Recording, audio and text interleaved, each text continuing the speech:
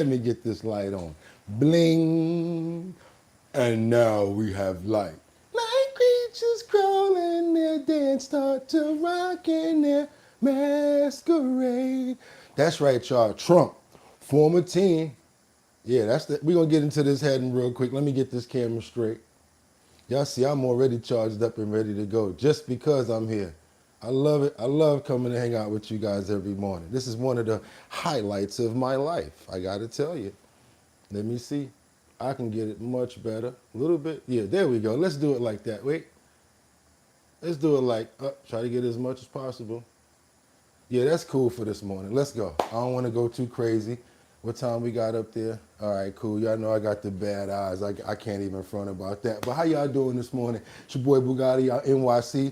Y'all could have went anywhere. But the fact of the matter that you came here to chill with me, I appreciate you. Trump, former teen Jeffrey Epstein survivor, speaks out. Let's go, y'all. Who we got up in the building this morning? We got Sam Champion. We're praying for my buddy Luigi. Thank you so much for being here. Mark Dorfman, thank you. Casey Ramos up in the building. Sam Champion, we got Liberty and Justice. Good morning, Liberty. How you doing? Jeffrey Spilker. What's up, my brother Jeffrey Spilker? Hope everybody's having a fantastic and safe morning. Jay Woods. We see Casey in here too. Luigi and my sister chiming in from Grand Rapids, Michigan. That's right, you guys. We got K Miller 3573. I slept. Luigi. Jay Woods. I see all you guys right now. Amen. Everybody, prayers up, and you already know, if it wasn't for the man upstairs, we would not be able to be here today. So that's right, you guys. Let me check my audio. It's back there. I hear it. It's hissing. Hope you guys can hear me very well. You know, we got the mics up. We got those right there. Hope we're good right there. Okay, well, without any further ado, whoo, one more day, y'all. I'm ready to go. They're ready to go. It's time to start the show. I hope you're ready, yo, yo, yo, yo, yo, yo. Oh. I love doing that. Y'all wake me up in the morning by doing that. And then I take the energy and just take it from those hearts and all the love. And I just wind it up. And then we wind it up. Wind it up. It's time to wind it up. One more day, y'all. It's gonna be Halloween. Yeah. Huh? Olay. Open up those pores. I got this one this morning. I don't gotta slide and go nowhere. I don't gotta do nothing stupid. Because you know what? Sometimes, I said yesterday that we have to recycle songs, but no, we don't. What we really need to do sometimes is think of all the other little songs that used to scare us. Like in the movies that we used to watch. I know one guy I used to always be scared of. After we open up those pores, I'm going to talk to you about that guy. He used to say, "You've got the body and I've got the brains." And then one time he opened up his arms and they went all the way down and they were scraping up his hands had knives on them and he was scraping against the walls. You couldn't run and you couldn't hide. You guys know who I'm talking about, right? Ding, ding, ding, ding, ding, ding. He got a song, y'all. Ding. 1, 2, Freddy's coming for you. 3, 4, better lock your door. 5, 6, grab your crucifix. 7, 8, don't stay up late. I used to be scared to death of Freddy.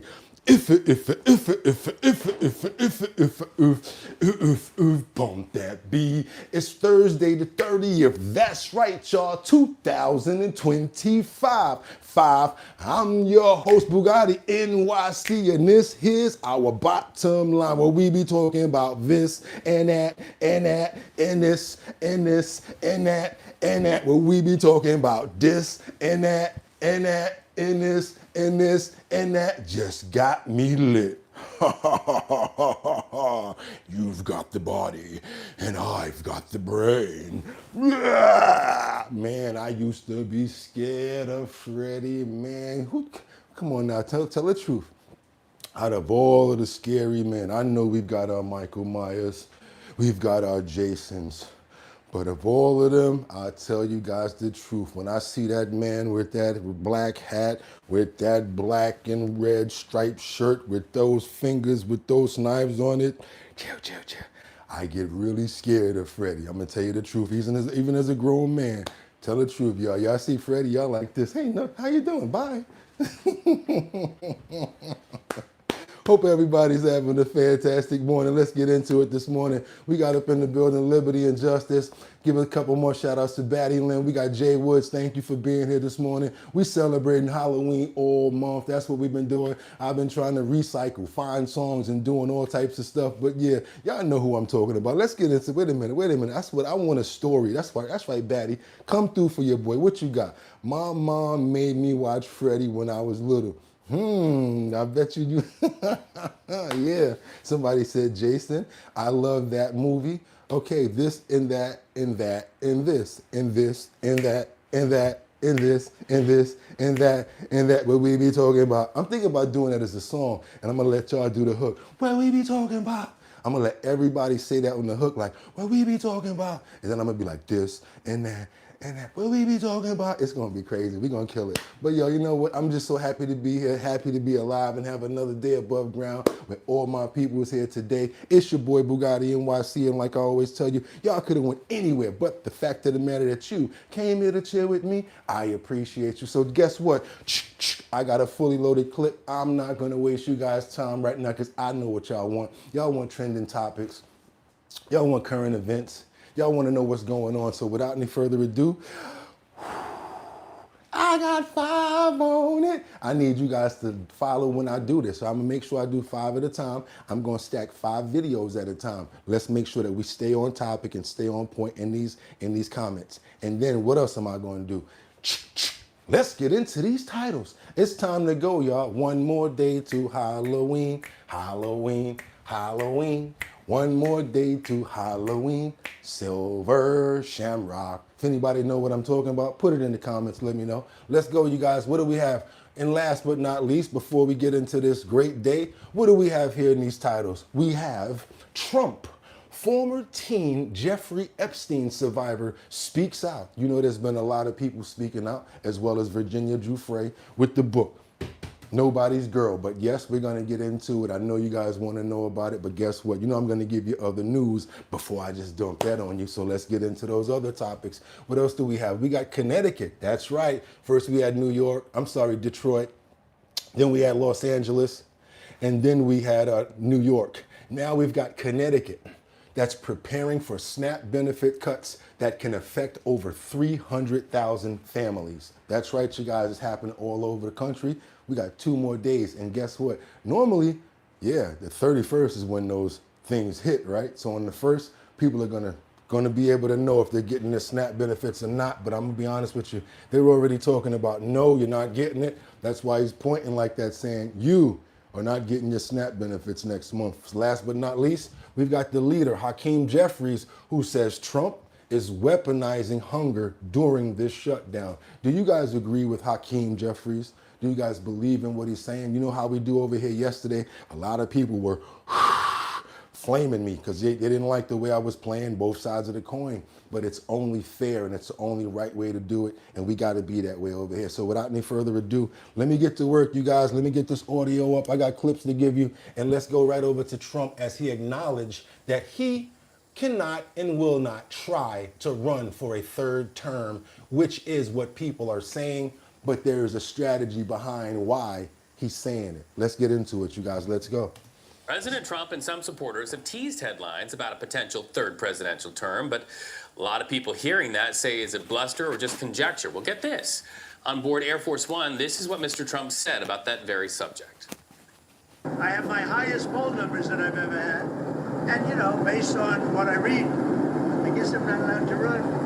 So we'll see what happens. Conscience says you're trolling when you talk about a 3rd term. Well, I don't think he said that. I don't think he'd use that term, but it's a very interesting thing. I have the best numbers for any president in many years, any president. And I would say that if you read it, it's pretty clear. I'm not allowed to run. It's too bad. I'd be stupid. But we have a lot of great people. So let's go live to Washington and CBS News political reporter Zach Hudak. Zach, even the president said recently that the public would see that as, quote, too cute, to use his words. So there's a strategy behind why, and when you hear it, it's going to make sense. Why does this subject keep coming up? Reed, this is something that President Trump has brought up on occasion since really his 2020 re-election campaign. But I think the inclination people have is to think this is an attempt to troll Democrats, get them whipped up about this idea. I think the reality is a little bit more strategic. I think what it is that the president does not want to have a lame duck presidency. Usually when we use that term, we're talking about the time after an election and before the next inauguration. But it could also be applied to a president serving their second term, because they live under the same reality that a president on his way out would. It's that everyone in Washington knows there's a timeline that when it comes to an end, they really will not have to deal with this person that much anymore. That takes a lot of the wind out of the sails of any president. It removes a lot of the leverage they have when they're dealing with Congress. So I think the reason we see the president addressing this and we see his former advisor, Steve Bannon, suggesting it is because it puts President Trump in a stronger position and makes people in Washington think there is a chance we will have to be dealing with him come 4.5 years from now. Good strategy. I got to be honest with you. Hey, smart business move right there. And at least if you really think about it, that's kind of smart, especially when it comes to foreign trade and stuff like that. You want to let people think that you're still going to be in power. Let's keep on moving forward, you guys, because now we got the former teen Jeffrey Epstein survive. Wait, oh no. Wait a minute. I'm sorry. I'm over here tripping, you guys. Sorry about that, you guys. We got to get over here because I got much more. We got to get over to probably one of the most important meetings that the president had currently with the Chinese president, talking about trade as far as deals and much more. I'm talking about China, you guys. And please, let's get something more going better than framework. Let's hear something more than framework, please. More photo opportunity. The talks, of course, will be held behind closed doors. Absolutely, Yunsuk. We don't know how long the summit will go on for, but we are actually looking at live pictures of President Xi across the table to President Trump. There are negotiators beside them. Yep. This is more photo opportunity. The talks, of course, will be held behind closed doors. And it is unknown. I mean, Julie was saying that as much as 2 hours had been set aside for this possible meeting. And I would hazard a guess that the longer it takes, the more progress is being made. I mean, a quick meeting without a resolution, of course, would be the less desirable. Mr. Trump is making some sort of an opening remarks. Maybe we can listen in as well. We should. We get a lot of things, and we'll agree to some more right now. But President Xi is a great leader of a great country, and I think we're going to have a fantastic relationship for a long period of time. And it's an honor to have you with us. Thank you very much. Thank you. All right, let's get back to you, Yoon Suk, even as we look at these pictures now. Could President Trump's absence from the meeting in Gyeongju overshadow the APEC agenda? All right, hang on a second. Xi Jinping is speaking now. It's been many years since your re-election. We have spoken on the phone 3 times, exchanged several letters, and stayed in close contact. And our joint guidance, China-US relations have remained stable on the whole.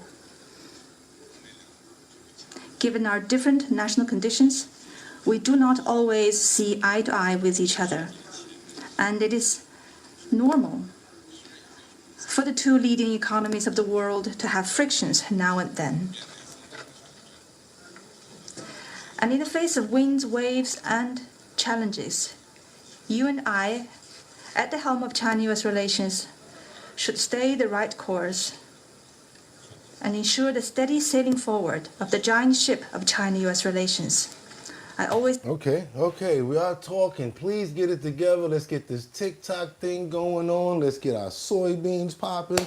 Let's go, because we got people saying Trump can fund these bailouts, but he can't help the hunger and the funding for, and he can help fund bailouts, but he can't help when it comes down to what's going on here. So let's get on into it, you guys. This not me. This is her. Let's go. Democrats accuse Trump of funding foreign bailouts. For convening this press event today, and on this particular issue, which is really so critical. And I want to say a thank you to my colleague Angie Craig, and as the ranking member on agriculture. Thank you for your expertise. Thank you for your leadership on this very, very critical issue that we're talking about today. I want to start by making one thing abundantly clear. What President Trump is doing on the hunger issue and on the nutrition issue is immoral. I am the ranking member on the Appropriations Committee, and I promise you that there is funding available to provide SNAP benefits beyond November 1st. There is, at the very least, over $5 billion in contingency funds that Congress set aside. Congress, Democrats and Republicans, set aside explicitly to pay out SNAP benefits in the event of some unforeseen circumstances, like President Trump's shutdown. They are, in fact, by doing this, in violation of the Empowerment Control Act of 1974. The contingency funding that we set aside for SNAP is not optional spending. It is required by the law.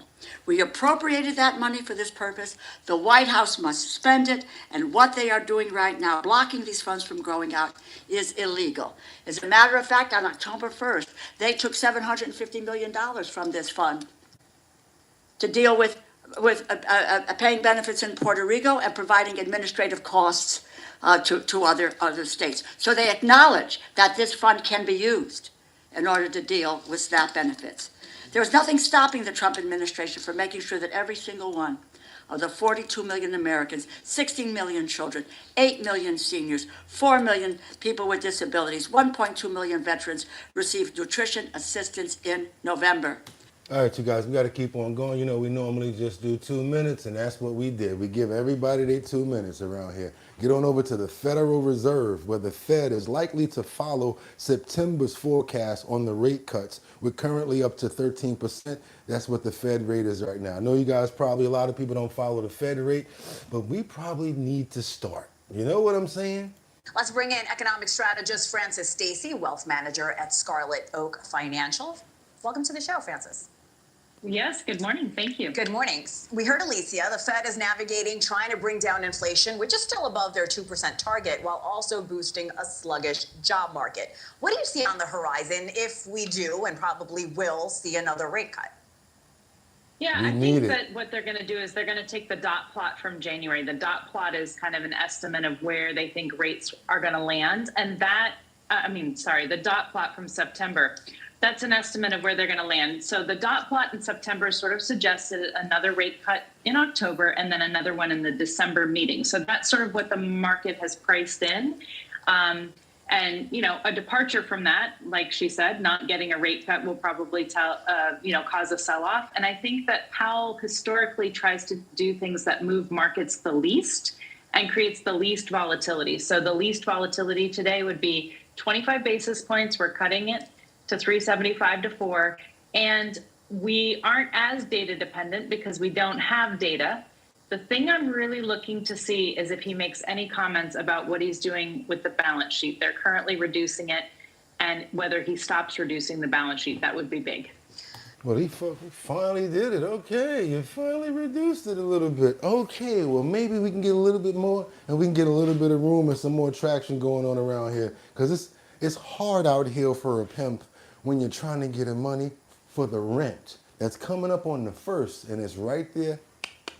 Knocking at the door. And everybody, them stomachs is going to be growling after Halloween on the 31st. I know they're going to be tearing that candy up. A matter of fact, don't even know if people are going to get candy. I don't know how it's going to be after this situation. And then we got Thanksgiving coming up. Oh boy, we got to get this thing straight. We got to open up our government. Everybody, I'm for opening up the government. We got to get it. We got to get it right. Let's keep on going over to Washington now, because we got these ICE leaders that are about to be replaced by border officials and these major DHS shakeups. Yeah, y'all, they saying that they're not being hard enough on the criminals, illegal criminals. They're not cracking down enough. So yeah, some people are losing their jobs and they're being replaced now.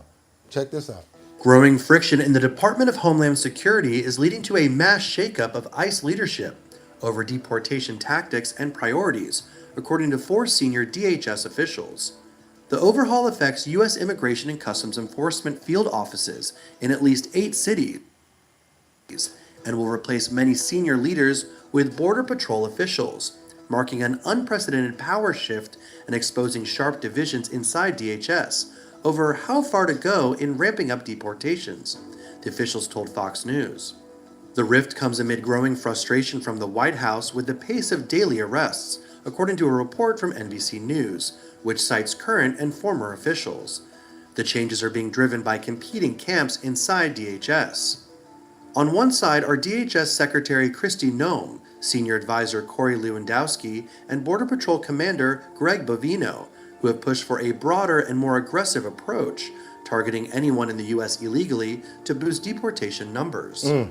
On the other side are Border Czar Tom Homan and ICE Director Todd Lyons, who have advocated focusing on criminal aliens and those with final deportation orders. ICE started off with the worst of the worst, knowing every target they are hitting, but since Border Patrol came to LA in June, we've lost our focus, going too hard, too fast, with limited prioritization, one senior DHS official told Fox. It's getting numbers, but at what cost? Another senior official put it bluntly. ICE is arresting criminal aliens, he said, while Border Patrol is, quote, hitting Home Depots and car washes. Border Patrol's aggressive tactics have been increasingly on display. Do you guys think it makes a difference? I want to know, do you think it makes a difference between Home Depots and criminals? Do you guys categorize everybody as the same? I know we have a mixed crowd here, which is what we love. That's why I want to get that conversation going. Do you guys think that one case should be determined differently than the other? I mean, because look, one person had a towel in her hand washing a car that you probably wouldn't do. Let's be honest about it. Then the other guys here probably selling D-rugs and messing with kids definitely should be out of here. Just want to know what you guys think. Just want to know, because we basically visually watched it ourselves. So I'd like to know that. Okay, what we got over here? Bless President Trump and his whole family. Okay, if ICE wants to go to grocery shopping for some immigrants, I'm sure they can find a bunch at Home Depot. Doom doom doom doo doo doom doom. Doo doo doom doom. Doom doom doom doo doo doom doom. Bust it. ICE, baby. Y'all a mess out there. Let's keep on going, y'all. Y'all, I swear to God, boy, y'all are rock solid. When y'all got something on y'all mind, y'all do not destroy. Y'all do not stray from it. Let's get on over to this exclusive where they put up these barriers to prevent subway surfing. I think that this was genius, and I hope that it actually works, because hopefully it saves a lot of young teenagers' lives. Exclusive. The MTA installing new subway barriers in between train cars on the 7 line. This is all to try and prevent subway surfing. Transportation reporter Elijah Westbrook spoke with the transit president about whether this change will actually save lives. In a locked area here at the Corona Maintenance Facility in Queens, these black tubular barriers you see are being installed between cars. So as you can see, we've tried several different versions of this. The form of this, the shape of it, is such that it prevents a person from getting in between the two barriers. The anti-subway surfing barrier, as it's being deemed, is bolted into the space where teens have been filming viral dare videos. Being able to get in between is just not a possibility. The NYPD says in 2025, subway surfing has claimed the lives of at least 5 people and injured 4 others. That's good right in 2024, they recorded 7 deaths and 9 injuries. Why now? it does take some time to manufacture an actual device, and so it took some time. We worked with the consultant to create it. Now, the MTA says it's testing this barrier feature specifically on the 7 line because, as you can see, the trains, they run outdoors, and subway surfing has been prevalent on this specific line. If we see another fatality after this has been installed and rolled into service, do you look at it as, well, this is a system failure, or, look, we've done enough as the MTA? I think, this is a cultural issue, and, it's almost like an individual driving and texting, right?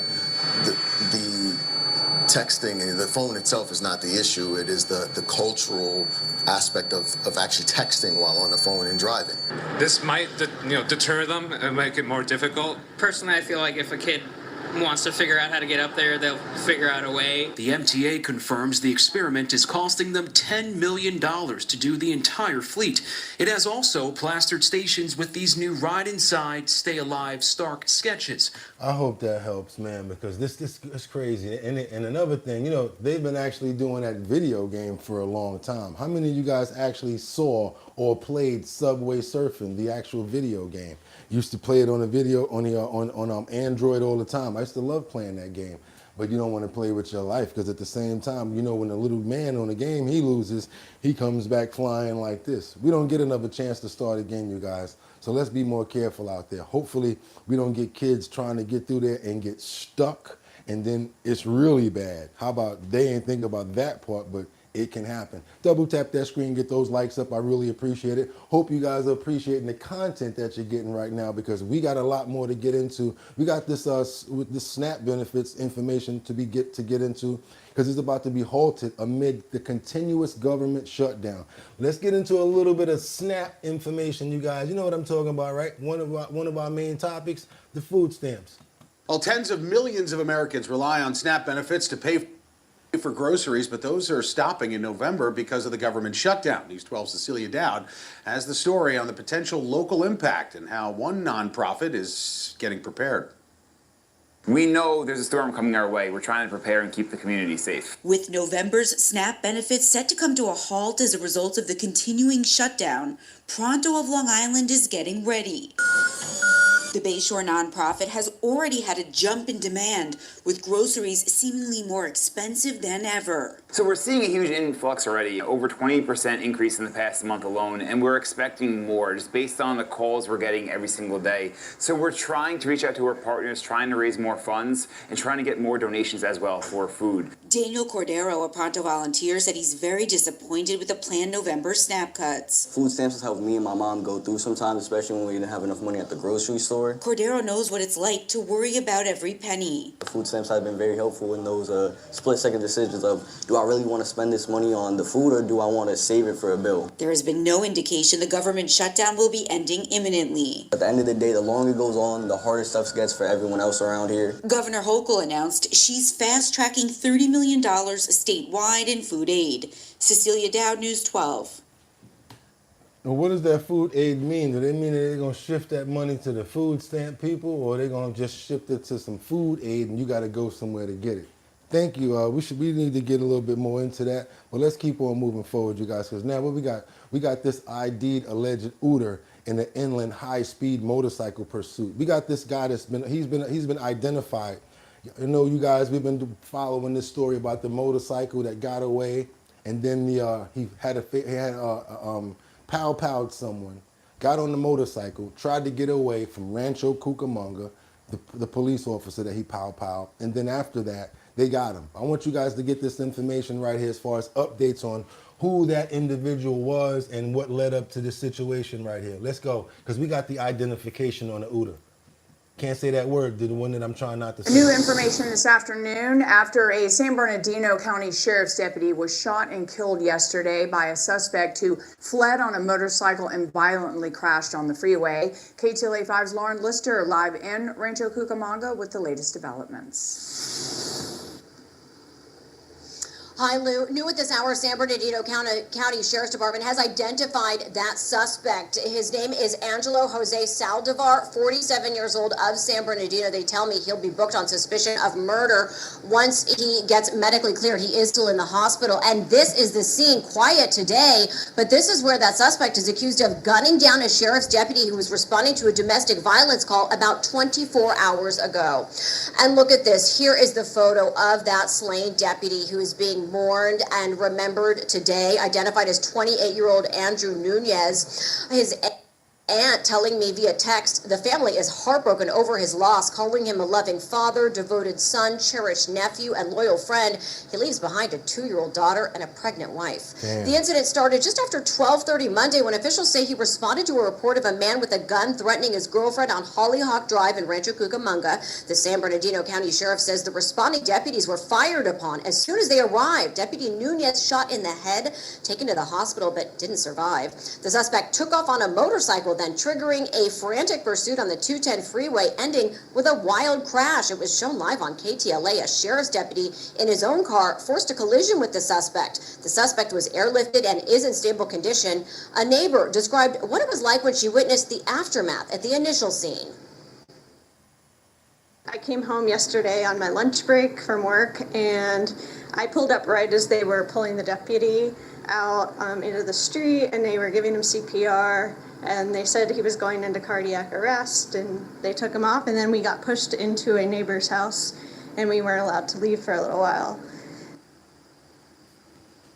She said it was all pretty scary. She did take some video showing moments when more law enforcement were descending upon the condo complex following the shooting of that deputy. The Sheriff's Department is mourning the loss of a deputy they say had served the Rancho Cucamonga community for 6 years. Crazy, man. That is crazy right there. Yeah, we prayed for this deputy, but we definitely going to keep on praying for him as well as his family and as well as any people that have been involved with this that may have been affected. We ask for strength and love in this time, and we really pray.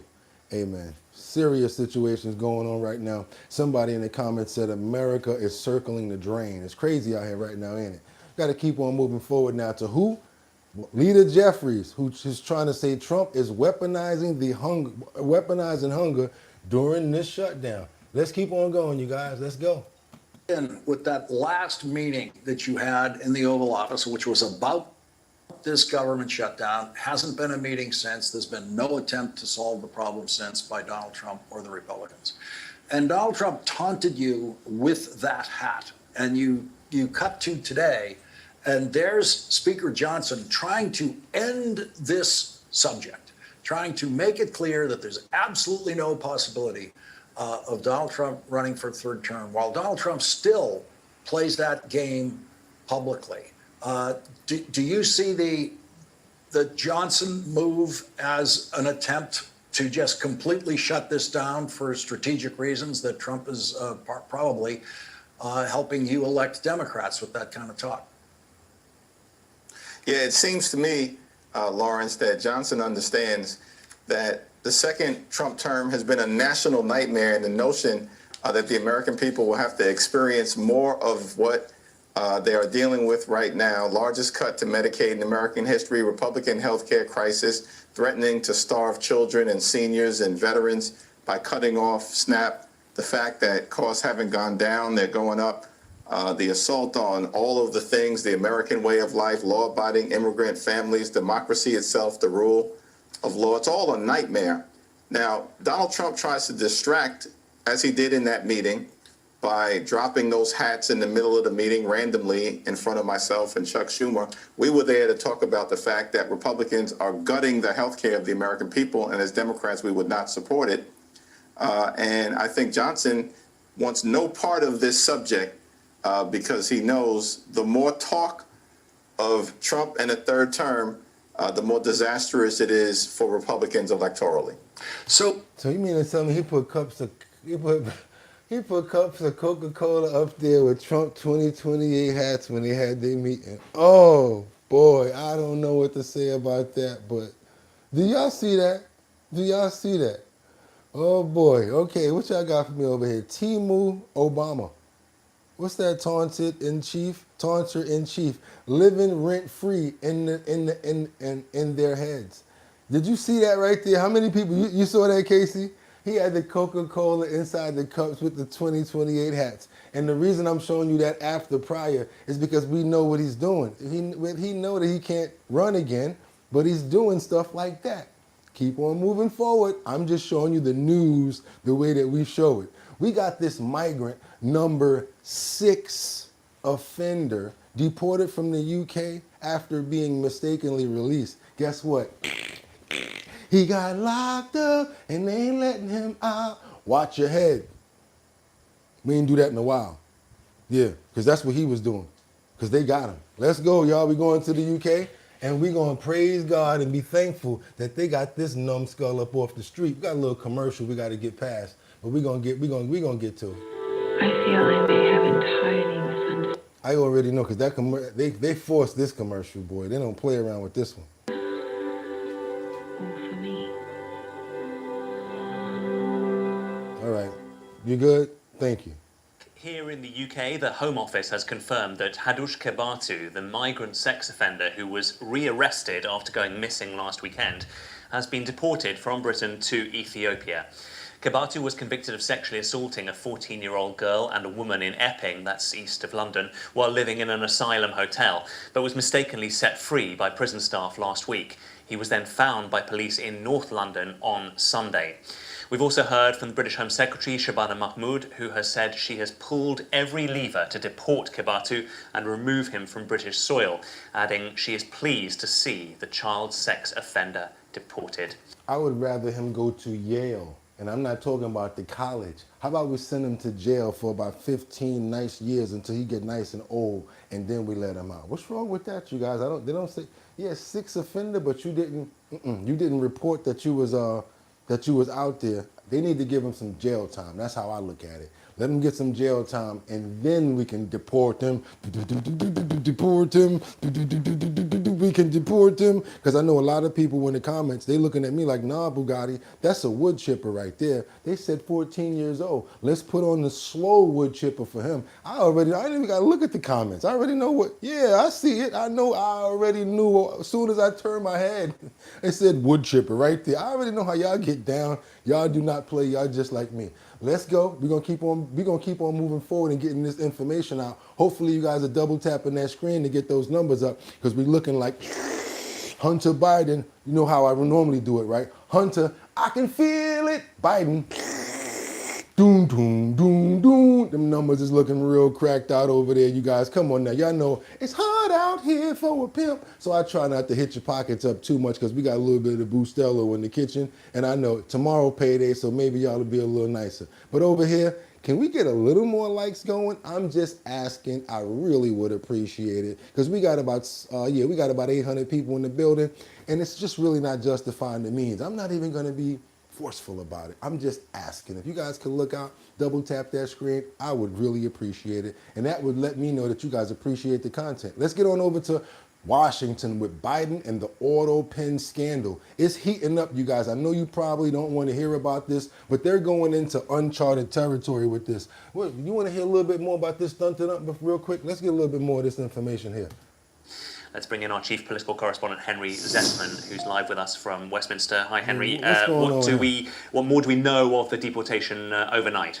Well, we know that he was put on a flight in the UK yesterday evening and landed in Ethiopia first thing this morning UK time. So the announcement, slightly unusually, came from the Home Office even before 6 a.m.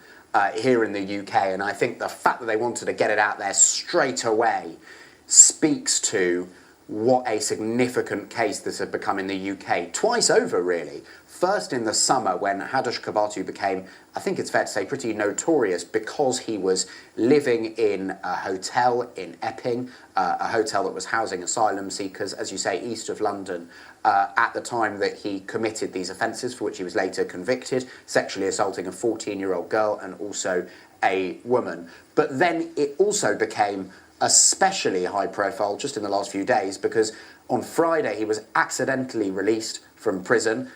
the Metropolitan Police eventually rearrested him on Sunday, and I think the government will be very pleased with how quickly they've managed to get him out of the country after that. I'm not pleased about the amount of time that you guys are saying this fool got, because y'all acting like he didn't even get no jail time. He got locked up, then he got released, and now y'all deported him. So what's going to happen to Ethiopia? He going to get on another boat and try to get on over here again? Because he ain't going to stay in no Ethiopia.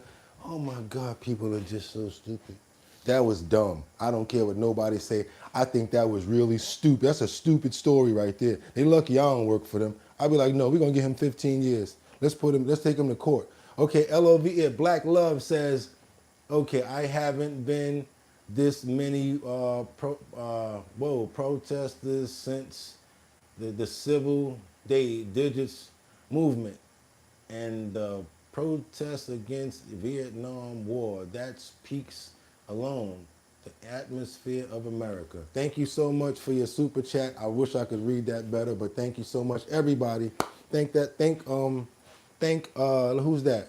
Thank Black Love for their $19.99 super chat, because we appreciate it, because they ain't really had to give me jack. I appreciate everything. Thank you guys so much. And let me keep on going, because I want to get this workout. We got a lot more information to get into. Y'all double tap that screen if y'all appreciate the content. Is now looking into former President Biden's use of the auto pen, which we've heard so much about. This comes after the House Oversight Committee, James Comer, released his report on what he calls, quote, one of the biggest scandals in United States history. What if they start reversing pardons that were made by the auto pen, y'all? Think about that. What if they be like, nope, he wasn't really cognitive when they did this. This is overturned. So whoever got they got a pardon. What if they take those pardons back? Thank you guys. Thank you so much. Who's that right there? Darren, don't. Thank you so much for the $4.99 super chat. Everybody, we got to thank Darren right now, because like I said, everything counts. Appreciate you, Darren. Quote from Comer, Biden's inner circle sought to deceive the public, cover up his decline, and took unauthorized executive action with the auto pen that are now invalid, claims Comer. We're calling on the U.S. Department of Justice to conduct a thorough review of these executive actions, essentially to determine whether or not President Biden really intended them, or whether or not they were the intention of someone else on his staff, potentially. Biden spokesperson tells Fox News Digital that, quote, this investigation into baseless claims has confirmed what has been clear from the start. President Biden made the decisions of his presidency. There was no conspiracy, no cover-up, and no wrongdoing.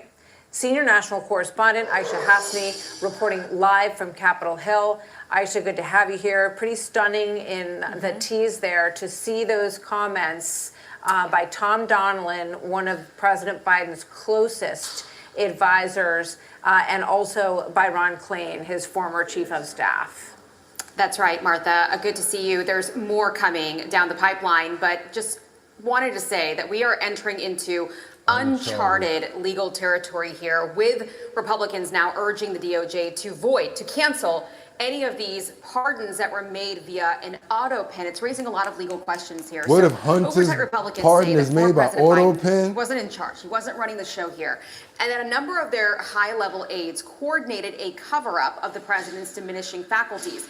And they just released, as you showed us, a bunch of never-before-seen testimony from staffers like Neera Tanden. Watch. I do not recall having a specific meeting on his health. Did his health come up at these meetings in any context? Not that I recall. I don't recall having any. Any knowledge. Were there other bad nights similar to his debate performance that you recall? No, certainly not like that I recall. Come on now, bro. You are the worst actor I have ever seen in life. They need to pull you in the back and be like, come here. What was that? He said, that's like, no. Is that going to work for me? So now comes the hard part, Martha. How do you cancel presidential pardons? Ooh. Some Senate Republicans wonder if it's even constitutional, but Speaker Johnson thinks the courts are going to have to decide this one. huge implications. What does it mean for us? How do you unwind it? I don't know. What if they do it But it will for be Hunter, determined in the y'all? courts ultimately. And these are unprecedented cases of first impression, as we say, because it's never been tested before. But man, is it dangerous stuff. What if they be like, oh, Hunter Biden, it seems as if your pardon was done by AutoPen. As of blah, blah, blah. All AutoPen pardons are null and void. Ooh, he be assed out. He be like, wait a minute, I stopped, but now guess what? I smoke crack, don't I? You smoke crack, don't you? He be like this. I can feel it. He'll start smoking again. I'm telling you, y'all, if they revoke Hunter Biden's pardons, allegedly, I'm assuming he might start smoking crack again. I'm telling you guys, for real. New York City, we got to get on over to this Colombian asylum seeker. How we do it, y'all? Doom, doom, doom, doo, doo, doom, doom. Doo, doo, doom, doom. Doom, doom, doom, doo, doo, doom, doom. Bust it. I already said, what if they roll up with that music? And yes, a lot of people get angry at me when I do that. But hey, sometimes if you need to go, you gotta go. Gotta go. We're going to go over to New York where this Colombian asylum seeker is being detained in the New York City courthouse. Many people are feeling his agony as he's crying out, and he does not want to be detained. But when I read the comments, it seems like 95% of the people are okay with what's going on here, you guys. I would like to know what you guys think about this situation right here as this Colombian asylum seeker gets detained by ICE in the courthouse after he's been deemed, to be detained. Así, por favor. Ay, ven, pero... Ay, no, pero pues te van a hacer así, hombre. No me sean así. Ay, por favor, no sean así, hombre. Ey, no sean así, ¿por qué me van a coger así, por favor? No, güey, no me cojan así. No me cojan así, por favor. Yo no, ven. Venga, yo qué. ¿Pero qué pasó, ven? Now you can't lie and say you don't hear the agony in the man's voice. He's saying what happened. At least I know that que paso means what's going on. I don't know the rest of the words, but yeah. What do you guys think about this? Let me know. I need to know in the comments. No me cojan así. Ya, no me cojan así, por favor. No me cojan Isaac Pink said, English, por favor. Pues yo no he hecho nada. Sons of bitches. Ven, no me cojan así. Camina. Yo. Venga, no me cojan así. Ya va a caminar. No me cojan así. Ya. Yo pongo de mi parte. Camínele, por favor. O sea, así yo pongo de mi parte. Vamos. Es una entrevista nomás. Sí. Okay. No me This is the part where he asked for some water. cojan así que yo no he hecho nada ya. Ok, señor, pues vamos, rápido. A lo mejor te dejan libre ahorita. Irás a ver primero. Deme agua, por favor. No, pues allá abajo. He said, yeah, we're going to give you some water when you get outside or when we're taking you. Yo no he hecho nada. Okay. ¿De dónde eres, compa? ¿Dónde eres? De Colombia. Okay. You asked him where he's from? He said Colombia. No sean así. And ultimately, No, sí, señor, ya. Yo no me voy a burlar, pero no me cojas así, por favor. No seas así, Oh. Ya no seas así, no me cojas así. I don't know, what are those reporters? Are those reporters taking pictures or just like civilians in court? Who's that? ¿De dónde eres? ¿De dónde eres? Por favor. So yeah, you guys, as you guys can see, that's what they're doing now. It seems as if once you get like stamped, they stamp your paperwork, like they contact the the ICE agents downstairs and they let them know, hey, we got a guy that's coming out that, we're saying that's got to be deported, and then they basically deport him in that manner. Let's get on over to some Who is Ghislaine Maxwell information. I want to know who her father is. That's right. Is there such a thing as the father like daughter? Answer that question, you guys. They normally say like father, like son. But is there a possibility for there to be a possibility where there's like father, like daughter? I'm talking about some of the nasty things that her father used to do. Close that screen up real quick so y'all can see this real quick. I want you guys to hear everything going on over here. Let's go. Katie Couric with an exclusive. I tried to find it larger, couldn't find it. The truth about Epstein and Ghislaine Maxwell, but more about her dad as well. But her father, Robert Maxwell, was I don't know how else to describe it, but I found him to be a disgusting person. Like, he would pee off the side of his helicopter landing pad onto people below him. He would wipe his bum with the common towel in the bathroom. He would throw food at people. He would degrade them. He had very little respect. But there were a few people that he loved, and it was Ghislaine Maxwell. It was in a weird way, kind of like how Trump feels about Ivanka, where it's his most beautiful child. So he would bring her to events and have her on his arm, much like the person your wife, you know what I mean? She would substitute for his wife, Betty. And so he was proud of her beauty and her Rolodex and all of her friends. And so there was a part of him, but they would meow at each other. It was very bizarre. Like, they would get on the phone and meow. But there was also a part of him that was quite cruel to her. And actually, Jeffrey was very cruel to her too, and he would mock, he would degrade her. I learned this from her friends. Part of the power of the Maxwell series is I kind of got into the psychology of Ghislaine too through her friends, and they said that Jeffrey would yell at her and she would cry, and actually the houseman said the same thing too. And she didn't like going out and looking for girls. She loved him and she wanted him to love her. But I think she had that similar relationship with her father where she desired the love of her father and never really got it from him, even though he named his yacht the Lady Ghislaine. And Jeffrey was a manipulative person. He would give people a little bit of what they wanted and then take it away. And, she was lost after her father died. And we know that he had a connection with Jeffrey Epstein. So there are a lot of questions about whether he stole all this money from the pensioners of the Mirror, the newspaper that he owned. And it's unclear if he actually sent that offshore to Jeffrey Epstein to manage for him. And that's why Ghislaine Maxwell said in legal papers that he promised to provide for her for the rest of his life. Was it just to run this massive sex trafficking operation? Or was it because there was an agreement before, that he could manage the father's money? So there are a lot of questions there. He is a man of mystery. He's believed to have been involved in not just Israeli intelligence, but also KGB. He came from Czech Republic, changed his name. Yep. He was also involved in MI6. He was a member of parliament. I mean, this is a fascinating man. It actually is very similar to Succession, his story. And some people believe that it's actually the Succession series was based on him and not Rupert Murdoch, who was his rival, that it's sort of a blend of the two. But actually, the more you know about Robert Maxwell, the more you think it was actually based on Maxwell than you do think it was based on Rupert Murdoch. But yeah, y'all. See, when you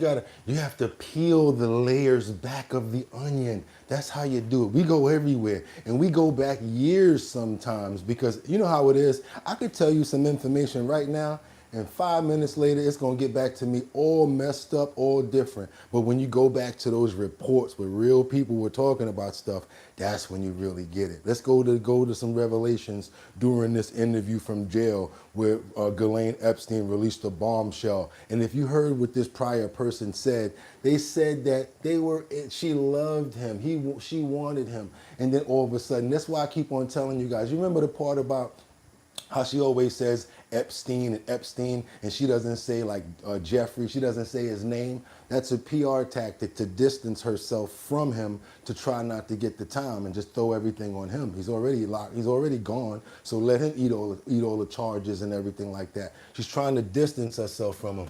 And all the time Epstein this and Epstein that. Yeah, right. You used to call him Jeffrey and be kissing all on him. Trafficking. Maxwell admits meeting Jeffrey Epstein was the biggest mistake of her life, but she is convinced his death was not as it seems. I believe that he was murdered while shocked. Yeah. Do that look like somebody that normally calls somebody Epstein? And does he resemble exactly what the lady said prior? How he's like, man, this bitch need to get up off me. I'm tired of this bitch. I mean, you know what I'm saying? It looks like it. Look at all of the pictures. When you now think like that when you look at the pictures. And I wondered how it had happened. Because as far as I was concerned, I was sure he was going to appeal. And I was sure that he was covered under the non-prosecution agreement, but I wasn't in the indictment. So I wasn't mentioned. I wasn't even one of the co-conspirators. So that's why she's like, so I shouldn't even be arrested. And then they said people that were spoken of and people who weren't spoken should be protected under that stupid clause from Miami case. But guess what? New York picked it up, and that's how she got locked up, and she got 20 years. Well, she wish I'd never met him. You know, looking back now. Of course you wish you never met him, but when the grass was green, you was chilling. When the money was coming in, when the dough was coming in, you was all good with it. I probably wish I had stayed in England. Maxwell also addressed the infamous photo of her, Prince Andrew, and the Duke's accuser, Virginia Giuffre. What's the fake? I don't believe that. I don't believe it's real for a second. In fact, I'm sure it's not. You're talking to a Photoshop expert over here. That picture real, y'all. Never been an original. And further, there's no photograph, and I've only ever seen a photocopy of it. I don't believe it happened. And certainly the way as described would have been impossible. She look like a witch right now. That's exactly what you deserve for all of the ladies and all of the kids and all of the people that you hurt. I do not feel sorry for her at all. And Virginia didn't From either. Virginia Giuffre, she is the woman who alleged she was trafficked by Epstein while underage and forced to have sex with high-profile men, including Prince Andrew.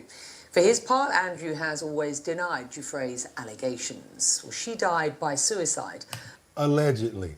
You know, we always stop right there. I don't care what I'm doing. I could be fixing my tie. I can be over here looking up over here.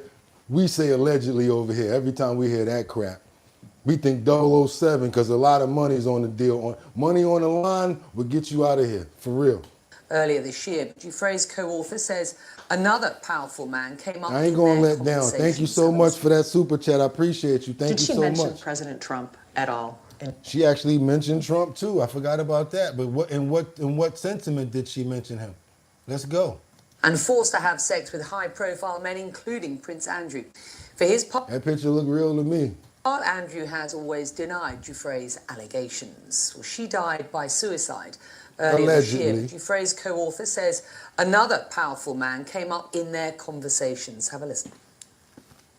Did she mention President Trump at all in your discussions? Oh, she absolutely did. She was a huge Trump fan because he campaigned on releasing the Epstein files. Well, CNN's Salma Abdelaziz is live outside Buckingham Palace for us with the details from this brand new book. And what does it tell us about her alleged relationship with Prince Andrew, one that he has, of course, strongly denied? Yeah, okay. I think a lot of what you see in her memoir here, Nobody's Girl, Becky, is not necessarily that the broad strokes are new to us. These accusations against Prince Andrew have been around for many years now. It is the harrowing details. It is the blow-by-blow account.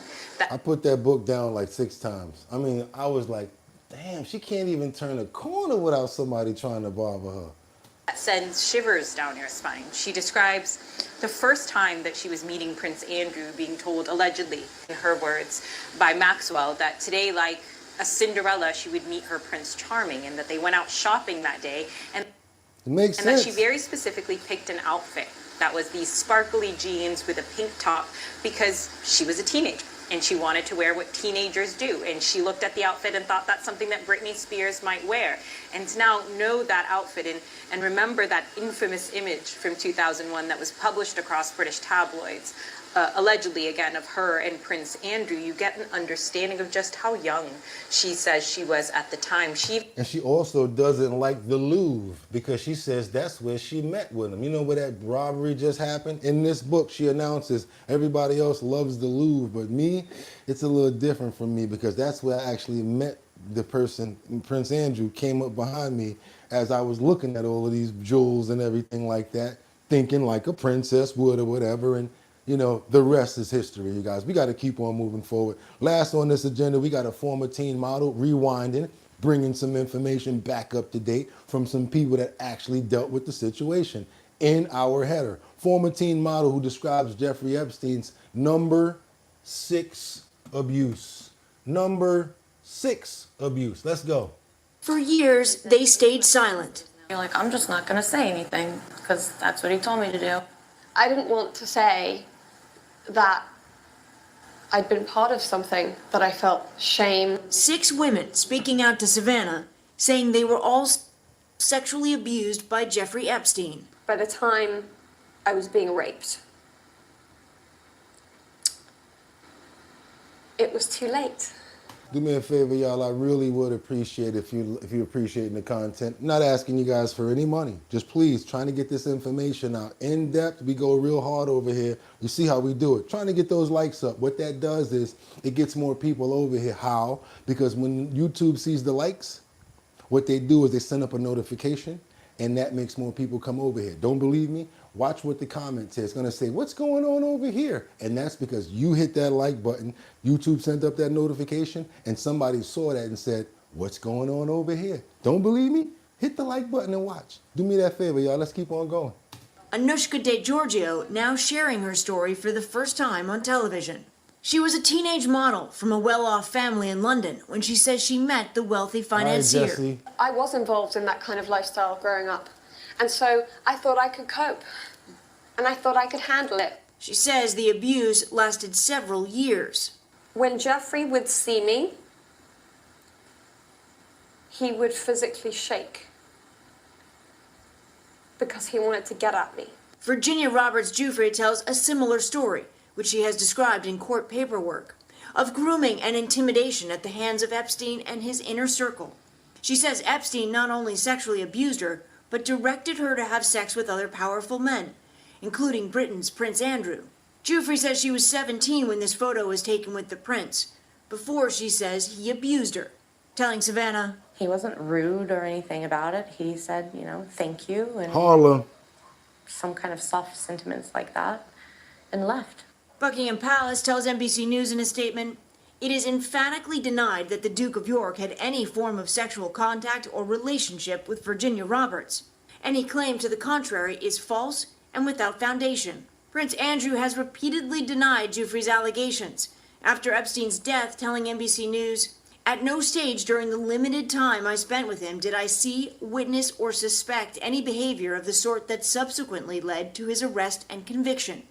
Savannah spoke to Michael Ryder, the former chief of police in Palm Beach, Florida. He and his team launched the first known investigation into Jeffrey Epstein in 2005, but he says state and federal prosecutors let the victims down, and federal investigators left them in the dark. Yep. So victims who had taken a lot of risk to come forward and tell their stories were feeling like they were hung out to dry. Yes, certainly. We were the only part of government that would talk to them. There are all sorts of agencies involved, but they were all so, I suppose, afraid of this case, they didn't even want to talk to the victims. Epstein pleaded guilty in 2008 to 2 prostitution-related charges. 18 he months. registered as a sex offender and served 13 months in a county jail, but was allowed to leave for work 6 days a week. So he was basically on like work release jail, not even real jail time. Did the justice system fail these victims? This is the worst failure of the criminal justice system to modern times. We got to keep on moving, you guys. You know me, I'm going to keep you guys up on much more information that we got going on. But now we got to get on over to Hurricane Melissa, because she done tore up Cuba. She makes landfall in eastern Cuba as a Category 3 storm. And it really went down yesterday in Jamaica. Melissa hit Jamaica as a history-making Category 5 storm, and now it has made landfall in Cuba as a... And I knew it because any girl named Melissa, especially the one that I know, she ain't no joke. She used to let the mic smoke. I'm telling you, Melissa's? Woo! Cat 3. It could be days before we know the real scope of all of this damage. The storm has caused, though, major flooding, power outages, and they're still dealing with, of course, winds, rainfall. Kala, what is the very latest now? We know of at least 7 dead at this point across those islands, and the worry is that that number will rise significantly because these islands are being pummeled. And I do want to show you a video also because Melissa making landfall in Cuba right now as a Category 3 storm. Narrow streets in Cuba, as you can see, they are dark with downed trees, downed power lines. Officials in Cuba say more than 700,000 people have been evacuated, preparing for catastrophic damage. Cuba guys don't expecting go up to nowhere. 20 inches Don't of go rain nowhere. with storm Stay surge here. of up to 12 feet. That will cause life-threatening and potentially catastrophic flash flooding, leading to possible landslides as well. We already know Cuba is in economic crisis, and this will add to the prolonged blackouts, food and fuel shortages. Flooding also spreading to Haiti, and you can see people wading through the water there. The damage yet to be addressed. This is people evacuating Cuba, actually. The next is of Haiti. You can see wading through the water, trying to get where they need to go, but their roads look more like rivers. Again, the storm damage needs to be assessed with time. Cuba also getting pummeled. Jamaica preparing to assess the damage when the rain stops. Even though Melissa is moving away from Jamaica, the damage is not done there. They're still experiencing wind. They also have storm surge, especially along the north coast. 500,000 people are without power, and we know so far 4 hospitals have been damaged, 1 left without power. Officials there say the goal is to open airports by Thursday to get emergency relief supplies out. We also want to mention that in the Bronx, the Jamaica Progressive League is also urging residents to stock up on non-perishables that can be shipped to the island once the storm passes. And we also are hearing from a couple who is preparing to get married in Jamaica. They tabled their plans because of the damage, and they're painting a picture of what they're going through as they shelter in place. All right, y'all, we got to keep on moving forward. As this story progresses and we get more information, we're also going to find out GoFundMes. We're also going to find out where we can ship non-perishables to. We're going to try to help out as much as we can on this platform. That's how we do over here. Let's keep on going, you guys. We got to get on over to the Highway Patrol. All options are on the table to stop highways DHS officials. I need you guys to pay attention to this right now. That's why I wanted you to stay. We got this man that's driving on the highway in a big rig. He can't even speak English, and he cannot read road signs. Check this out, you guys, and this is rampantly happening throughout our highways right now. Do me a favor, please double tap that screen, because this is crazy right here. You're not going to believe this. And he naked in the car when they pull him over, in the truck. Yes, sir. Hello. Good morning. Yeah, I'm good. Why are you parked here? Yeah. He said, yeah, I'm going to go. He said, no. I parked here 3 hours. Why did you park here? For 3 hours. You understand English? Yeah. You do? Yeah. Why did you park here? No, no good. What is this sign? Oh, 2 people. Maybe girl. Maybe woman. What does it mean? What does it mean? Yeah. What does that sign mean? Yeah, 2 people. 2 people doing what? Walk. They're walking? Yeah, 2 people are walking. Where? I don't know where. He had no idea. Like, he had trouble answering those questions, like where he was loaded, where he was taking it. Asking him company questions, and if anybody else was. Fool can't even read road signs. That's not even funny, y'all. He could have killed somebody out here. Was in the truck with me. He kept saying California. I was like, California's in the truck with you? And he's like, yeah, California. That was yet another truck driver pulled over by a cop in Arkansas. This truck driver out of California, he could not speak English or read traffic signs. Joining us now, DHS Assistant Secretary Tricia McLaughlin. It's great to see you, Secretary. It's great to have you back on. What is the administration doing about this? Because California gave out 62,000 trucking licenses to illegal aliens, and now at least 6 people have been killed since August from illegal aliens who can't read English. It's not just dumb, it is deadly. As you mentioned, just last week out of California, we had an Indian national who entered the country in 2022. He was released by the Biden administration, and then he was given a work authorization by the Biden administration. And then he failed his air brake test 10 times and still was operating the vehicle. 10 times failed his air brakes. I'm telling you guys, it's about to get better now. I know people will have to keep on moving and go to work, but this right here, the show starts getting crazy right here. I don't know what happened. We got to get on over to Miami, the Miami Beach, where this police officer on a motorcycle has been listed and critically injured in a crash. Let's get on over to this, and after this, boy, it just keeps on going. It just keeps on getting crazy after this. Following for the last hour or so, a crash involving a police officer on a motorcycle. And Local 10's Rosh Lowe is live at Jackson Memorial Hospital. Rosh, what do we know about how that motorman is doing? Well, we know that it's a Miami Beach police officer in critical condition. The first thing I want to show everybody at home is the show of force by police officers out here. When I say force, it's emotion. This officer's in critical condition. Just stay with me before we get into any other video.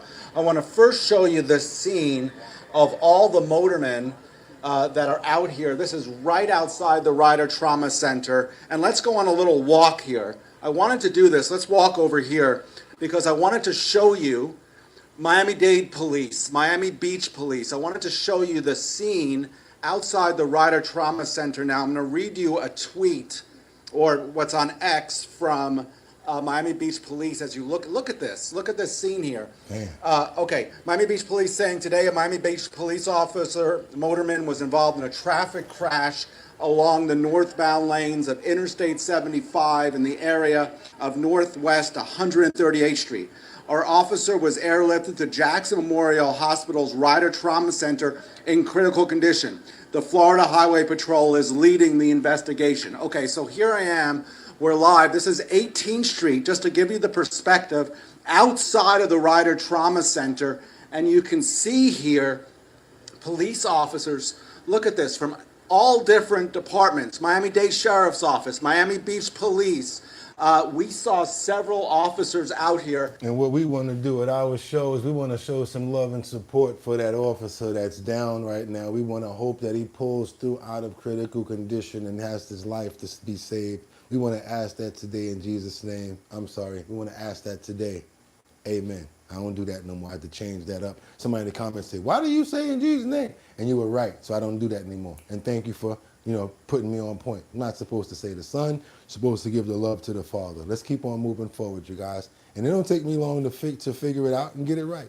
But in a daring effort to secure this criminal, the U.S. tried to, wait a minute, here we go. This is when we start getting it good. In a daring effort in securing a wanted criminal, the U.S. tried to recruit Nicolas Maduro's pilot to join the plot to capture him. They was like, yo, you know what I'm saying? You the one that be flying them everywhere. Let's, hit you off with some dough, and let's do what we got to do. Let's see what we could do over here. Effort to recruit Nicolas Maduro's pilot to join a plot to bring the Venezuelan strongman to justice began in the Dominican Republic last year. A federal agent caught wind that Maduro's planes were being serviced in the Caribbean, and he sought permission from the Dominican authorities to approach the pilots for Maduro who were there to oversee the work. He made a pitch. He said to the pilot, look, you will be a very rich man, your family will be taken care of, and you'll have the adoration of millions of Venezuelans if you just cooperate and bring Maduro to a safe landing spot somewhere in the Caribbean where he can then be arrested by American authorities and brought to justice in the United States, where he faces a $50 million reward. The plot ultimately did not succeed. The pilot either had no intention of ever cooperating or got cold feet, but it is incredibly relevant because now the U.S. has made no secret of its efforts to get rid of Maduro. Nicolas Maduro is a brutal dictator, and I think this administration is interested in advancing democracy in Venezuela. But the other reality is that Venezuela is home to the world's largest oil reserves on the planet. It has been the source of a migration crisis that has led 8 million Venezuelans to flee the country. And of course, Venezuela is something of a staging ground for Chinese and Russian influence in the Western Hemisphere. So I think for all of these reasons, the Trump administration has Venezuela in its crosshairs. President Trump has deployed multiple warships, thousands of troops, and he even authorized the CIA to conduct covert operations inside Venezuela. What you guys think about that? You think that the airline pilot, the pilot got cold feet? I do, because imagine you on that plane with him and you trying to bring him to another place, talking about you $50 million, and he find out, and all of a sudden another pilot walks in the door like, yeah. And then they take you in the back and, That's what I'm talking about, y'all. He said, you know what? I don't want no parts of that. Matter of fact, I'm telling. Hey, guess what, my dude? You know what they try to get me to do? Maybe he'll give me a little bit of bread. I ain't gonna get the 50 million, but maybe he'll give me something for not flying him somewhere, not doing it. You know, people are scared out here. They're scared, you know. Dude got to, and what if he was thinking, what if that's one of my duros people trying to set me up to see if I would take a bribe like that? Got to be careful out here nowadays, y'all. Do me a favor, double tap that screen to get those likes up, especially when you're thinking CIA, FBI, and all of that. You got to think just the same way that they would. Now we got to keep on going to this flight that was going from Chicago to Germany, where a man allegedly stills nabs 2 teens, and I can't even say allegedly because they got the scars to prove it, and I'm gonna let them tell you in detail because I'll get in trouble by saying that. So I gotta let them tell you this. Check this out. Learning more tonight about the suspect on a Lufthansa flight accused of stabbing 2 teenagers with a fork and forcing the plane to divert to Logan. WBZ Chief Investigator Cheryl Fiandaca is here with what we have learned in the court document. Cheryl. Well, Lisa, federal prosecutors say Praneeth Dhuvalapalli stabbed 2 17-year-old boys with a metal dinner fork. The flight was heading from Chicago to Frankfurt, Germany, when the incident happened. The pilot diverted the flight to the closest airport, which was Logan. The boys told police they did not know the suspect. And court records show the teenager said he woke up to find Dhuvalapalli standing over him with the fork, which he allegedly used to stab him in the shoulder. The teen claims a sweatshirt saved him from serious injury. The other teenager says he was stabbed in the back of the head, suffering the wound you see here in this photo. You gotta see the stitches there too. He was treated by EMS in Boston. Prosecutors say after the stabbing, Dhuvalapalli slapped a woman and tried to slap a flight attendant before being handcuffed by other members of the cabin crew. Those crew members allegedly told police he was mumbling something they couldn't understand. State police met the flight and arrested Dhuvalapalli, who is now charged with assault with a dangerous weapon. Prosecutors say he is an Indian national and was previously admitted to the U.S. on a student visa, enrolled in biblical studies. Federal prosecutors say he currently does not have lawful status in the United States. David? Christ. All right, Cheryl, thank you. He got up like, this isn't what I ordered. How dare you? He got up like, they was like, oh, can. They walked up, sir, that's the bitch. How dare you try to speak to me? He went off up in that airplane, boy. Homeboy went off. And I bet you he got locked up. And they probably manhandled him and put them straps all on him, held him down, had him all strapped up. Yeah, because we got to strap you down, homeboy. That's why you got to be careful on these flights, especially all these long distance joints. These people still put your head on the swivel, y'all. You never know who's going to be on the flight with you. Let's keep on moving forward, y'all. We're going over to Connecticut, where they prepare for that. Did I do this one already? I think I've been seeing double a little bit. Nope, we going over. Where we going right now? Yep, we going over to Connecticut now. That was in the heading. Yes, we going over to Connecticut as they prepare for the potential SNAP benefit cuts affecting over 300,000 families. Right now, the state is preparing for hundreds of thousands of people Connecticut here in now. Connecticut to lose their SNAP benefits. The U.S. Department of Agriculture posted a notice on its website saying federal food aid will not go out on November 1st, will go out on November 1st, raising the stakes for families as the government shutdown drags on. Your reporter Taylor Knight is live in Wallingford, where state leaders, including the governor, will be meeting at Connecticut Food Share. Taylor, good morning. So how is this impacting those families? Yes, they'll be meeting here at Connecticut Food Share to discuss possible solutions to help families in need. Connecticut Food Share's CEO believes that up to 360,000 people here in Connecticut could lose their SNAP benefits. So that is Detroit, that is Connecticut, that is Los Angeles, that is New York. Yeah, y'all, it's coming down. It's coming. Oh, sorry about it. Forgot to tell you, Pennsylvania as well. So that's 5 right there. They got 5 on it. For real. Let's keep on going. And because in a very sad scene, now the federal workers are now speaking out. There's a lot of emotional responses to this 4 weeks without pay. This is what I want you guys to stick around for. I wanted you guys to see what people are actually going through right now. Please double tap that screen. Let those shares get out so more people can know what people are going through. It ain't about me, it's about the information. Really would appreciate it, you guys. Thank you so much. Hope you're enjoying the show. You see I'm working over here. I'm working over here. I'm working. We didn't hurt anybody. We don't deserve this. What does having this distribution mean? It means a lot to me. It means the world to me what they're doing. Because sometimes you feel forgotten. You go to work to help people. That's our job, to help people. That's all we do. We go in every single day. This is day 28. The last paycheck we got was for 7 days through the end of September. That's it. So we've been there every single day. We've been there. Who's thinking of us? We didn't hurt anybody. I promise you, we give our best. We have good people that go to work every single day to give their best. I'm sorry. No, it's okay. No, don't be sorry. It's a federal worker right here. She says she's going to work, and it's the 28 days they have not been getting any money. She's on the line right now receiving food. She works every day.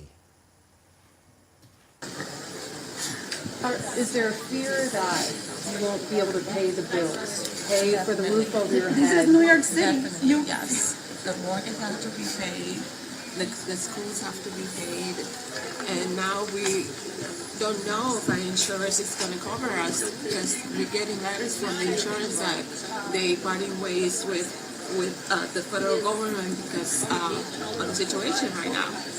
You know, if you need medical assistance, medical care, there's you don't know when the insurance is. People better stay healthy right now. I'm telling you, especially if you rely on programs like Medicaid and things like that, you guys. I'm telling you, work out, take care of yourself, drink water, cut back on that damn sugar, and stop eating all that monosodium glutamate and all of that stuff that's in that meat that you don't know what's in there. Now I'm gonna go there. You have no idea what's been put in the meat, and guess what? It's called the blood in the book, right? In the book of the Bible, it's called the blood, right? Look up transference. Then you guys will think about eating meat again. The transference of attitude, transference of many things come in the blood of the food that you eat. As a human being, why you think you want your food cooked? If you was an animal, you eat it raw. There's a whole bunch of stuff that goes along with what I'm trying to tell you guys. Not trying to force you to be vegan, but sometimes you need to cleanse yourself of all of the poisons and the toxins that are in the meats so that you'll feel better. If it takes 2 weeks for a piece of steak to go through your intestines, what do you think it's doing while it's in there? And what do you think your body's doing? Getting sick, getting a cold because of that crap that's in your gut. And gut health is the best health. But don't listen to me. I'm just trying to live as long as I possibly can. So I took a sacrifice. I said, I would like to eat meat, but if it's gonna, knock me out on certain places like and stuff like that, I'd rather be vegan. So I look at it like this.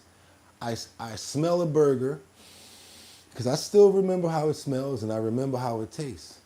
And I eat a salad. Because the trick is this. Your body don't know what you're full from. It's you. Oh, I gotta eat that meat. Oh, what Bugatti said, gotta have my meat, gotta have my pork, gotta have my beef. And you gotta have problems from all of those chemicals that's going through all of those chemically modified birds and animals and all of that crap because they're trying to fatten them up. They're trying to have more for y'all to pay for. And we know what's going on. So they blip, blip, blip, blip, blip, blip, blip, blip, blip. You think that once they get them that big and all that, it stops? No, you eat it, and now you got the girls out here, white girls with the big old butts. Why she got a big old butt? You eating all that chicken, all that modified stuff. Yeah. You don't always have to go to Dr. Miami to get a BBL. Let's keep on moving, you guys. Let's go. Because I'm going to try to take you guys somewhere good right now. I'm going to take you guys somewhere good because that was a real powerful scene right there where you guys seen the people, what they were going through. Let's go over to Washington where doom. ICE is promising a lot of shakeups right now. When I told you they're changing over there, there's a lot of changes going on right now. But no, you know what? I just thought about it. Let's get over to this judge right here who scolds one of the ICE Border Patrol workers, the commander, over the brutal tactics by the immigration enforcement officer. I don't know if you guys have been following ICE in Chicago, but there's one particular officer who's been really getting a lot of flack. I guess he threw, what was that, a smoke bomb or whatever like that? Excuse me, I don't want to say too many crazy things to get me in trouble. Let them say it, because a judge now has been scolding them because of this. The cruelty, the violence, the impunity with which they act, practically every defining feature of the second Trump administration and the efforts to hold Team Trump accountable collided in a Chicago courtroom today. A federal judge sharply questioning top Border Patrol Commander Gregory Bovino over brutal tactics federal agents have used against protesters and journalists in Chicago, especially in the wake of her order that puts limits on the use of tear gas by immigration authorities. The Chicago Sun-Times reporting that Judge Sarah Ellis told Bovino, quote, "It is difficult for me to see that the force being used is necessary to stop an immediate and serious threat of physical harm to..." No, she says, "I'm not out in the streets, but it is difficult for me to see that force being used is necessary." Then she says, "It's difficult for me to see that the force being used is necessary to stop an immediate and serious threat of physical harm to a person." Okay, all right. But when they come in your space and they all yelling in your face and you telling them to get back, what about that part, Judge? Person. At times, Judge Ellis was sharply critical about how Bovino handled incidents between residents and federal agents. Ellis saying, quote, "That was the instance as well where children were present and they were dressed up in their Halloween costumes. Those kids were tear gassed on their way to celebrate Halloween in their local school parking lot. These kids, you can imagine their sense of safety was shattered on Saturday, and it's going to take a long time for that to come back, if ever." I didn't hear about that story. I would definitely look it up, but I didn't hear anything about any kids getting tills near Gil's Nass. Let's get on over to Rio, where at least 60 that lost their lives in Rio de Janeiro police off the global climate. So basically what they're doing is happening everywhere, all across the countries. People are really trying to crack down right now and take care of their own backyards. I got to give Rio a little bit of props for this. At least 60 people, including 4 police officers, were killed in a large-scale operation against organized crime in Rio de Janeiro on Tuesday, October 28, according to a Rio state government source. Authorities said the remaining fatalities were suspected drug traffickers linked to Commando Mobile gang. They've been going against local UGG traffickers, all sorts of different criminals and stuff over in Rio de Janeiro. They're saying that there's at least 60 that's no longer alive in Rio de Janeiro in the police operations ahead of a climate summit events. I guess they're trying to clean up their backyard before they get over there and do that summit.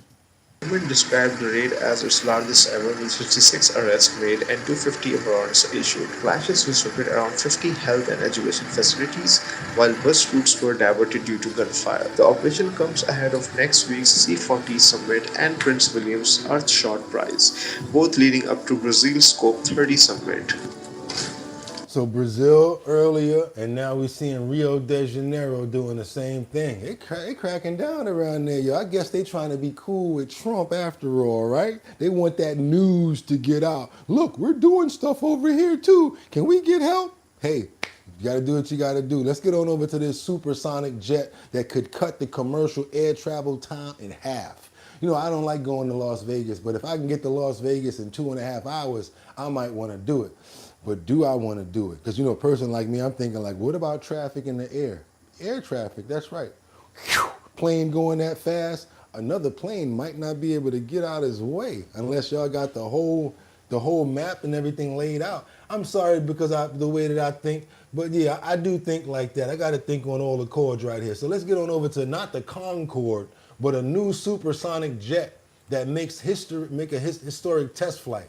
It's called the X-59, and it could be this century's Concorde. NASA's experimental jet taking off yesterday on its first test flight over the California desert. Built to fly 925 miles per hour, nearly twice as fast as today's commercial airliners. The X-59 is designed to be the first aircraft to break the sound barrier quietly. Meticulously engineered, wow. It produces a gentle bump, a mere whisper compared to the disruptive booms of the past. The explosive-like sonic boom is why commercial supersonic flight has been banned over the U.S. It can startle people, it can rattle windows and cause problems. Even military flights are restricted in certain areas because the shock waves can cause so much disturbance on the ground. Gotcha. But the X-59's unique shape turns that boom into more of a thump, no louder than slamming a car door. Wow. You may recall the supersonic Concorde flew for decades until it was retired in 2003 due to high operating costs and fading demand. It was only allowed to hit supersonic speeds over the ocean. The X-59, without that deafening sonic boom, could be a game changer. Transportation Secretary Sean Duffy saying it has the potential to change the way the public flies. An X-plane is a symbol of our collective ambition to redefine the future. Man, I'm already scared to fly Delta. Y'all talking about 900 something miles per hour. I'll be on that plane like this. Oh my God. I'll be like the A-Team. Remember B.A. Baracus from A-Team, Mr. T? They'll have to knock me out every time. I'll be like, no, I'm not getting on that plane. Dun, dun, dun, dun, dun, dun. How did I wind up in Vietnam? Fool, I begged the fool. I pity the fool who put me on that plane. Where that crazy, who y'all had flying that plane? Was that Murdoch? Man, listen, I pity the fool who put me on that plane. I'm not doing it at all. Meet me at the airport, get my bags. I might be there. Y'all know what that means. Ain't nowhere in the world I'm gonna be there. Y'all gonna be like this. One for Bugatti, please, for the supersonic flight. Bugatti, supersonic flight. You will not get me saying, me over here, I'm good. Don't wanna brag about it. You will not see me on Instagram like, look y'all, I'm about to get on the supersonic flight. I'm good. Thank you, but no thank you. There's some stuff that you don't need to be bragging about. Let's keep on moving forward. You guys talking about some supersonic flight going somewhere. I don't think that y'all gonna be messing around with me. Let's get up to this follow-up of this story yesterday from Milwaukee about that FBI raid in MKE neighborhood. They were tapping my phone for 6 weeks, said the guy. You know what? They did all of that stuff and they let this dude out. I bet his neighbors are like, please don't come over here. Please don't come next to us. If the FBI was messing around with you, I saw an episode of what was that? All in the Family, where the FBI was calling around asking about different people in the neighborhood, and they were like, wait a minute, what do you mean they're talking about me now? So guess what? You know, after somebody called them and said, hey, what's going on with liberty and justice? This is the FBI. Bugatti, we want to know what you got on her. I'll be like, I don't know. And then next thing you know, Liberty would be like, no, I got to come over there and talk to you about what they asked you. I'd be like, hold on a minute, Liberty. Maybe you need to stay over there. Even if they let her out, I'd be like, I don't want to mess around with no FBI boy. A shocking wake-up call today in what's typically a quiet Milwaukee neighborhood. FBI agents with guns drawn during a raid at a River West home. 12 News' TJ Dysart is joining us live tonight near Pierce and Center. TJ, a chaotic morning for neighbors there. Yeah, Deanna, one neighbor calling it a scene out of a movie. One of the men seen in handcuffs speaking exclusively with 12 News after his release this afternoon. It's a quiet Wednesday morning at this River West neighborhood at Pearson Center. That is, until the FBI shows up. There was a large bang. Flash grenades, federal agents, and a large armored vehicle swarming around this right, home Liberty, just I before don't know, 7:30 Liberty. I don't know you like the that. Bang of the flash grenade, and I look out the window and there's 5 red dots on my face. That's 35-year-old Ryan Porter, one of the men at the center of this raid, talking one-on-one with 12 News hours after agents hauled him away. Walk downstairs and, there's guns everywhere. You can see him here, hands in the air, later in this video, handcuffed. He says he was driven away to the FBI field office in St. Francis. I think this is a little excessive, you guys, but I mean, come to find out, they did a bunch of raids this morning because they are trying to,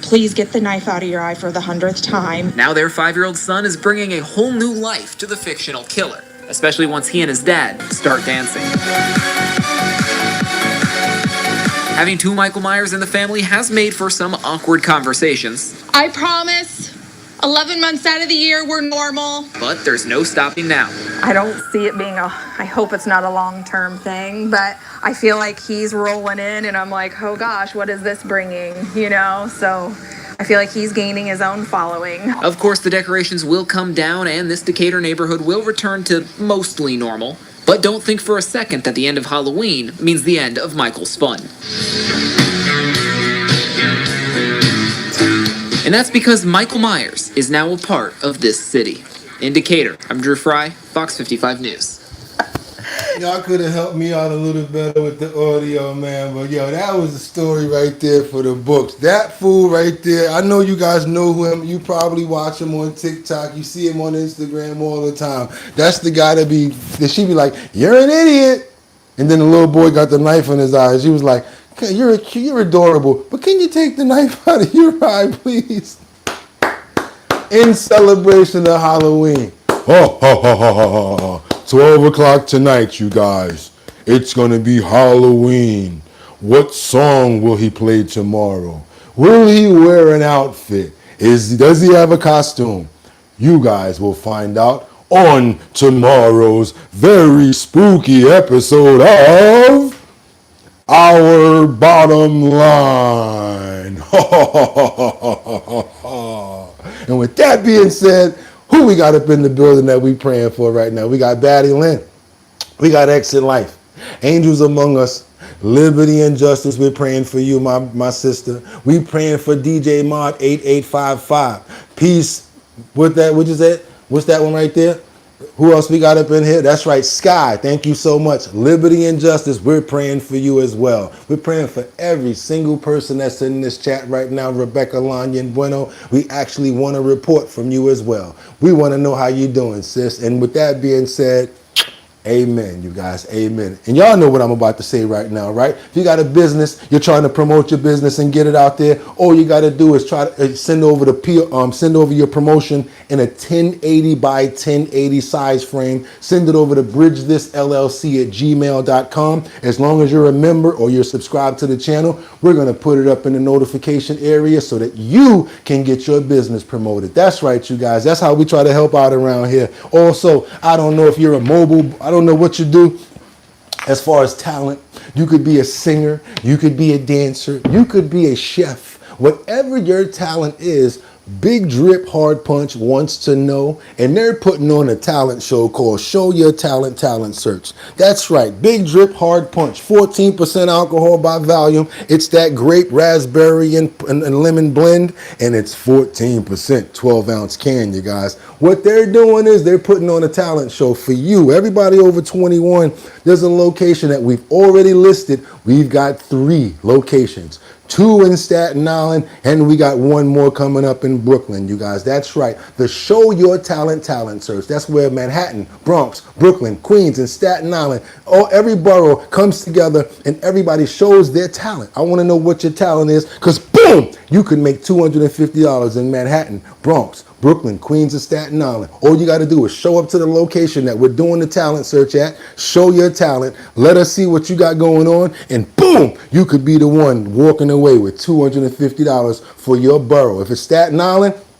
we got where we're going to be at Tottenville, and then we got another location called Midlands Liquor. We're going to be there on Midland Avenue on November the 22nd, and then the one before that is going to be on the 15th. I told you guys I don't have the exact addresses in my head, but I do know the dates. The 15th in Staten Island, and we got another location in Staten Island again. Until we find that talent, we're going to keep on ringing out the rag. 2 different liquor stores. You guys show up, show your talent, and boom, you could be the one that's leaving with $250. If we like what you got, and like we say, we don't limit the talent. It's not just singing or dancing or whatever. No, You could come in there and sing. You could be able to cook. I don't know what you do, but we want to see it and we want to show your talent. And after everybody's come together and we get everybody together for that last one, the last event, we bring everybody together in Manhattan for one location where one person on top of that 250, you'll be able to win $1,000. That's right, you guys. Sponsored by Big Drip Hard Punch.